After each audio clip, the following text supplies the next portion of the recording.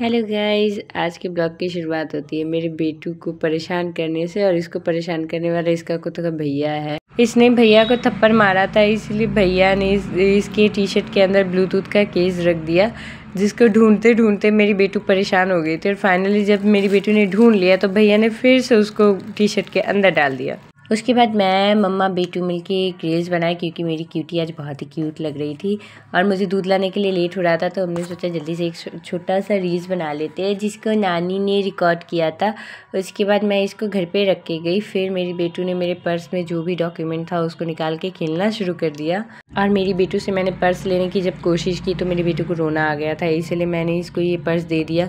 और जो भी ATM कार्ड, पैन कार्ड ये सब था वो सब मैंने रख लिया, क्योंकि मेरी मम्मा उसको खा के देख रही थी कि टेस्ट इसका कैसा होता है। फिर मैंने मम्मा को सुला के मेहंदी लगाया जल्दी जल्दी, क्योंकि छठ पूजा हो और मैं मेहंदी ना लगाऊँ ऐसा कभी नहीं होता है। और उसके बाद मम्मी भी सारा सामान लेके आ गई थी, क्योंकि आज खरना है और मुझे कुछ छूना है नहीं, तो इसलिए बस मम्मी की हेल्प मैं नहीं कर पा रही थी, तो मैं दूर से देख रही थी। और आज मम्मी की हेल्प करने के लिए पूजा दीदी आई हुई थी। और मैं पूरे 2-3 साल बाद छठ पूजा देख रही हूँ, क्योंकि मेरे ससुराल में छठ पूजा कोई नहीं करता और दूसरों से करवाते हैं। मम्मी ने छठ पूजा के लिए नया स्टोव लिया था, स्टोव या गैस जो भी बोलते हैं इसे।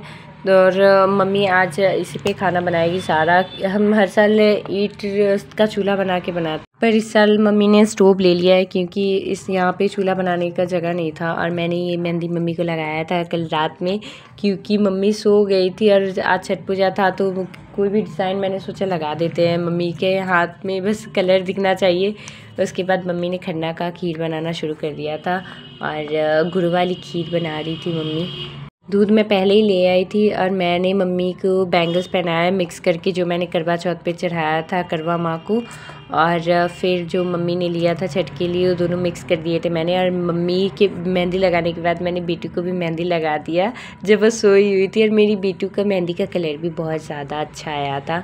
और मेरी बेटू उसको बार बार नोच के देख रही थी, वो निकल क्यों नहीं रहा है। फिर मैंने बेटू को विंडो पे खड़ा कर दिया, क्योंकि हम दोनों को ही कुछ छूना नहीं था और मेरी बेटू को खरना भी दिखाना था।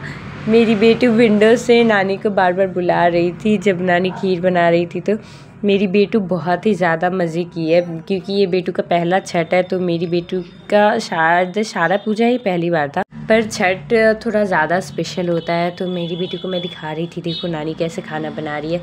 फिर मासी आई इसकी, और मासी ने मम्मी की हेल्प की। मैं और आंटी मिलके खरना का सारा बन गया था। उसके बाद जो भी अरग का था वो सारा बन गया था प्रसाद। फिर मैंने हेल्प किया था आंटी के साथ मिलके मम्मी का। मम्मी और दीदी ने मिलके ठकुआ बना लिया था, और मैं आंटी मिलके खस्ता की तैयारी कर रहे थे। और मुझे तो समझ में ही नहीं आ रहा था कितना मैदा डालूँ, कितना चीनी डालूँ, क्योंकि मैं काफ़ी टाइम बाद बना रही हूँ। मेरे ससुराल में मेरी सास किसी को छूने नहीं देती, वो अकेले ही बनाती, क्योंकि उनको समाज में भी बताना होता है कि मेरी बहू काम नहीं करती। मैंने और आंटी ने मिलके खस्ता में इतना ज़्यादा मोम डाल दिया था और इतनी देर तक उसको मिक्स कर रहे थे ऑयल और चीनी, कि बेचारा बन ही नहीं रहा था। फिर दीदी आके गुस्सा की। उसके बाद हमने इसमें थोड़ा पानी डाला, और थोड़ा थोड़ा करते करते हमने बहुत ज़्यादा ही पानी डाल दिया था, पर हम बच गए थे, खस्ता ख़राब नहीं हुआ था। और ये मेरे खस्ता का डिज़ाइन। और इसी के साथ मिलते हैं नेक्स्ट ब्लॉग में। आज के लिए बाय।